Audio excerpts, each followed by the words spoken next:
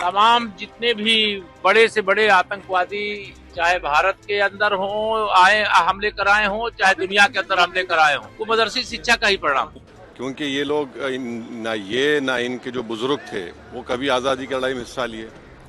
यही मदरसे थे जिन्होंने 1857 की जंग आज़ादी से पहले भी और उस वक्त भी जिहाद का फतवा दिया था।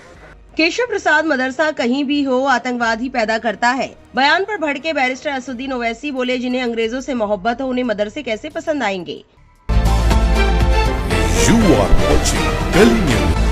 चलिए जानते हैं पूरी खबर। उत्तर प्रदेश के मुख्यमंत्री केशव प्रसाद मौर्य के मदरसों को लेकर दिए गए बयान से प्रदेश की राजनीति गर्मा गई है। उन्होंने कहा कि मदरसा चाहे बांग्लादेश का हो, पाकिस्तान का हो या भारत का, मदरसे अघोषित रूप से आतंकवाद पैदा करते हैं। उनके इस बयान के बाद राजनीतिक हलकों में बहस तेज हो गई है। केशव प्रसाद मौर्य का ये बयान ऐसे समय में आया है जब प्रदेश सरकार मदरसा शिक्षा से जुड़े संशोधन प्रस्ताव पर आगे बढ़ रही है। केशव प्रसाद मौर्य के बयान के बाद विपक्ष की प्रतिक्रिया पर भी नजर बनी हुई है। माना जा रहा है कि मानसून सत्र के दौरान ये मुद्दा विधानसभा और विधान परिषद दोनों सदनों में उठ सकता है। अब उनके इस बयान पर सियासत गरमा गई है और AIM प्रमुख और सांसद बैरिस्टर असुद्दीन ओवैसी ने उन्हें जवाब दिया है। सुनिए ओवैसी ने क्या कहा। मदरसे से आतंकवादी निकलते हैं जो उन्होंने ये बोलना आप अल्फाज को चाप के क्यों बोल रहे हैं? लगता है मोहब्बत है क्या कोई? वो दहशतगर्द बोल रहे सीधा। हाँ, तो ऐसा है ना कि आदमी की जहालत उसके अल्फाज जो ज़बान से निकलते हैं ज़ाहिर हो जाती है। क्योंकि ये लोग ना इनके जो बुजुर्ग थे वो कभी आज़ादी की लड़ाई में हिस्सा लिए।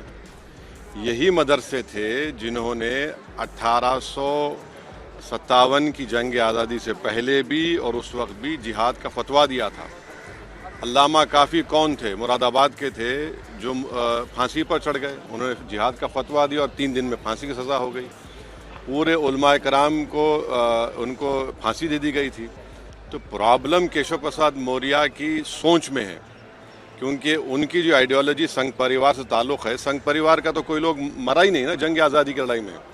उलमाए कराम अपनी जानों को दिए और इसीलिए उनकी जहालत और उनकी नफ़रत इस्लाम और मुसलमानों के ज़िक्र आती है। तो उनको चाहिए कि हिस्ट्री पढ़ें। अगर उनको पढ़ना नहीं आता तो किसी से पढ़वा लें और देख लें, उनको समझ में आ जाएगा। और मैं कंडेम करता हूँ, मदरसों से दुश्मनी क्यों है आपको? आर्टिकल 25, आर्टिकल 26, आर्टिकल 29, आर्टिकल 14 क्या कहता है? तो ये बात कर रहे हैं तवज्जो हटाने के लिए राम मंदिर से चोरी जो हुई है, इसीलिए तवज्जो हटाने के लिए इस तरह की बकवास अनाप शनाप बक रहे हैं। बाकी आपकी क्या राय है कमेंट सेक्शन में जरूर लिखें और ऐसी और वायरल खबरों के लिए हमारे चैनल से जुड़े रहे।